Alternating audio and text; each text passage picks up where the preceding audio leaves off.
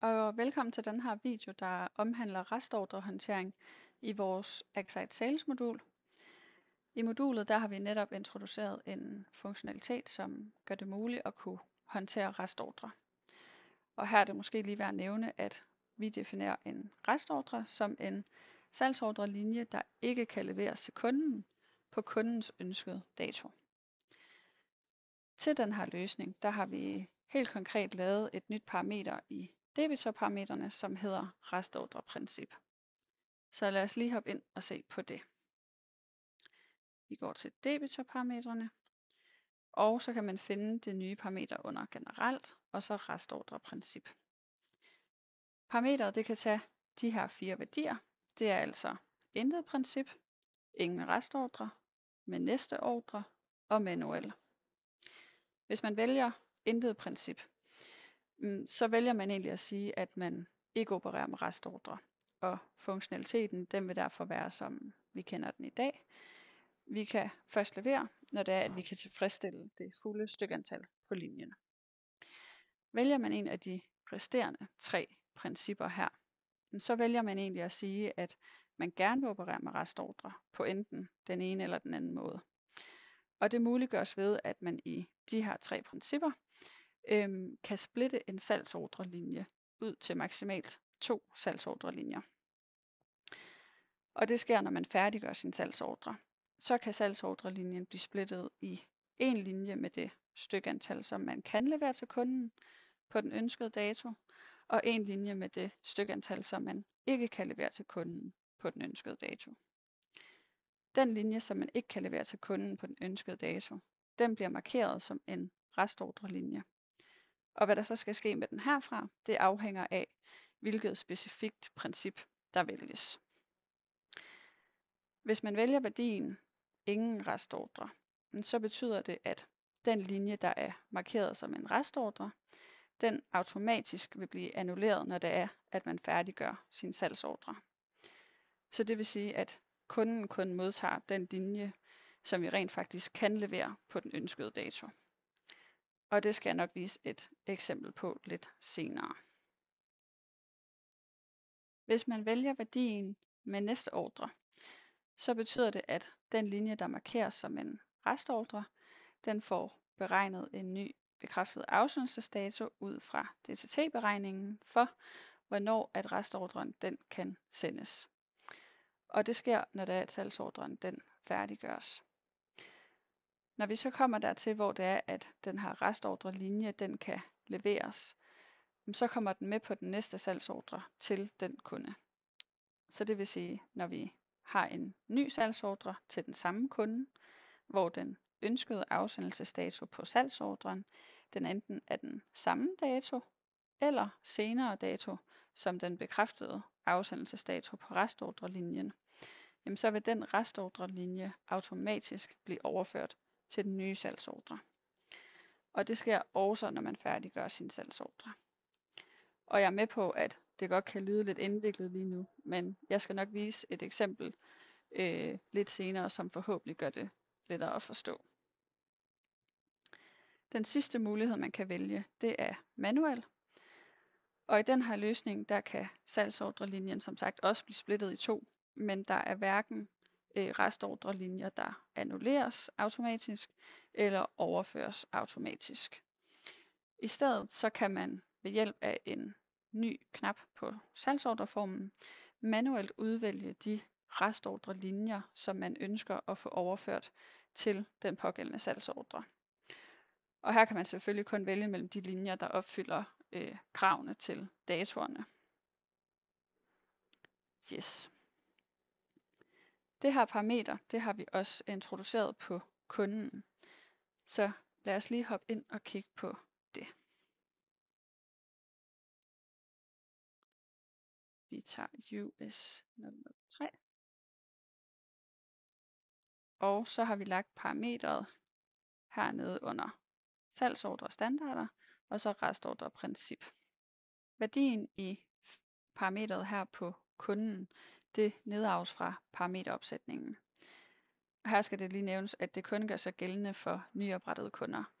Så det vil sige, at når jeg opretter en ny kunde, så vil parametret her blive udfyldt med værdien, som er sat op i parameteropsætningen. For alle de eksisterende kunder, der vil de have default-værdien, som er sat op til intet princip. Men på den enkelte kunde, der er det muligt at overstyre, hvad det er for et princip, der skal gøre sig gældende. Vi kan fx lige ændre den her til ingen restordre. Vi har også introduceret det nye parameter her på salgsordren. Så hvis vi lige laver en salgsordre til den her kunde, så kan vi se parameteret. Det ligger inde på salgsordre hovedet, og så hernede i levering, så kan man se parameteret restordreprincip her.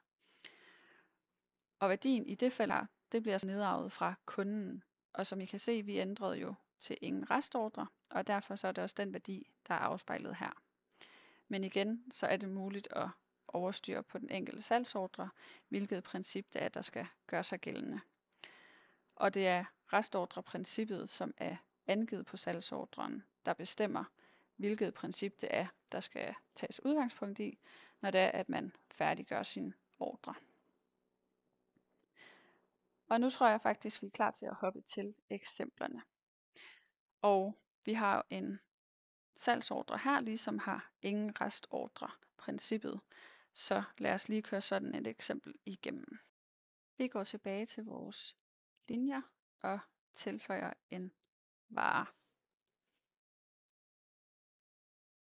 Og den vil vi gerne have 100 styk af.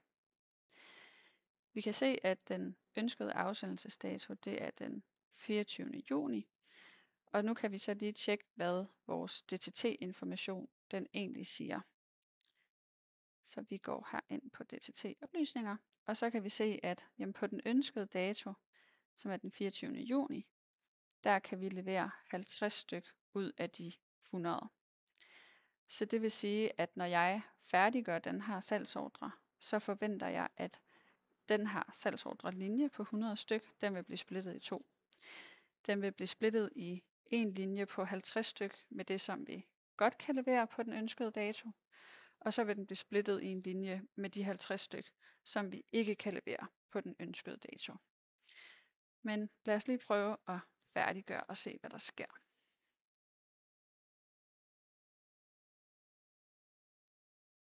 Fordi at restordreprincippet her, det også var ingen restordre, så forventer vi også, at den linje, der er markeret som en restordre, den er blevet annulleret. Men vi kan lige se her, hvad der er sket engang. Som vi forventede, så har vi en linje her på 50 styk. Vi kan se, at den har linjestatus åben ordre, så den er i hvert fald ikke annulleret. Og det er jo så den her linje, som vi kan levere til kunden på den ønskede dato. Så har vi tilføjet et nyt parameter nede på salgsordrelinjen, som hedder restordre, og som jo så skal indikere, om linjen er en restordre eller ej. Og her kan vi se, at linjen den heller ikke er markeret som en restordre.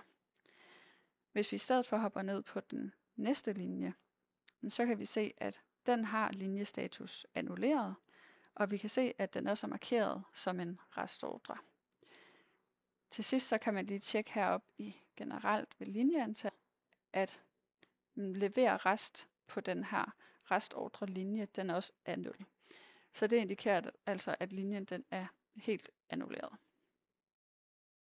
Jeg tænker, at vi kan gennemgå endnu et eksempel, og den her gang der kan vi tage udgangspunkt i med næste ordre-princippet, da den som oftest er lidt lettere at forstå, når det er, at man også ser det visuelt. Til det der har jeg på forhånd oprettet en salgsordre, som har skabt en restordrelinje. Så vi kan starte med lige at tage et kig på den.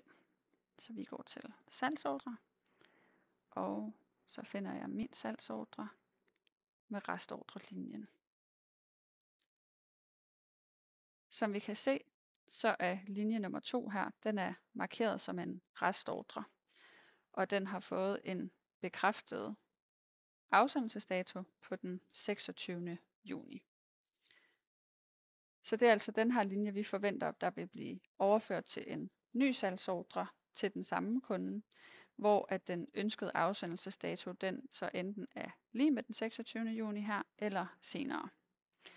Så nu kan vi oprette en salgsordre til den samme kunde.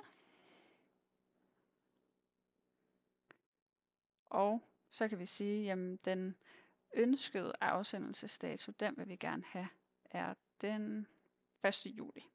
Bare så vi er sikre på, at det passer med datoen på restordrelinjen. Så siger vi OK. Og så kan vi starte med at gå på hovedet og tjekke, hvad restordreprincippet er. Her kan vi se, at restordreprincippet det er med næste ordre. Så kan vi gå til vores linje, og så kan vi tilføje en vare. Nu tilføjer jeg den her, og den vil jeg gerne have 50 stykker af. For en god ordens skyld, så kan vi lige tjekke, hvad DTT-oplysningen er her. Her kan vi se, at vi sagtens kan levere de 50 stykker, som vi gerne vil, fordi vi har 170 til rådighed. Så det vil sige, at jeg forventer altså ikke, at den her linje den bliver splittet, når det er, at jeg færdiggør min salgsordre. Jeg forventer derimod, at den restordrelinje, som vi lige har kigget på, at den overføres til den her salgsordre, når det er, jeg færdiggør den. Så lad os prøve det. Gå i salgsordre og færdiggør salgsordre.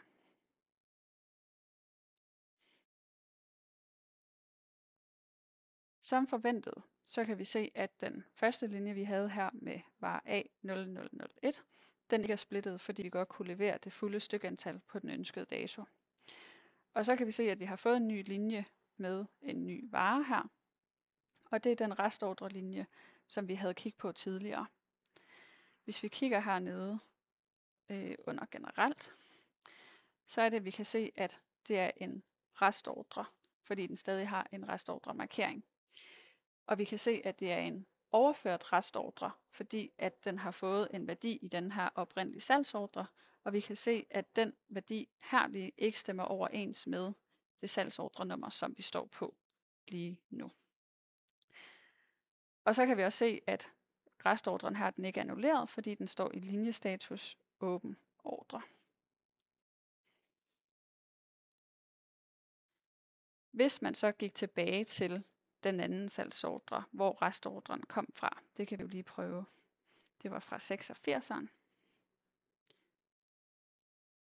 Så kan vi se, at restordrelinjen den simpelthen er blevet flyttet, så man kan ikke se den på den salgsordrelinje, den oprindeligt kom fra, eller salgsordre, som den oprindeligt kom fra. Det var et eksempel på, hvordan restordreprincippet med næste ordre fungerer.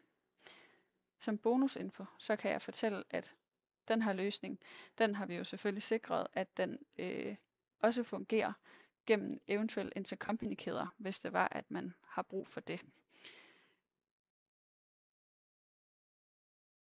Og så håber jeg ellers bare, at den her video den har været med til at give et lille indblik i den restordrehåndtering, som vi tilbyder gennem Excite Sales-modulet, og at det har skabt lidt interesse for løsningen. Det var alt for mig. Hej!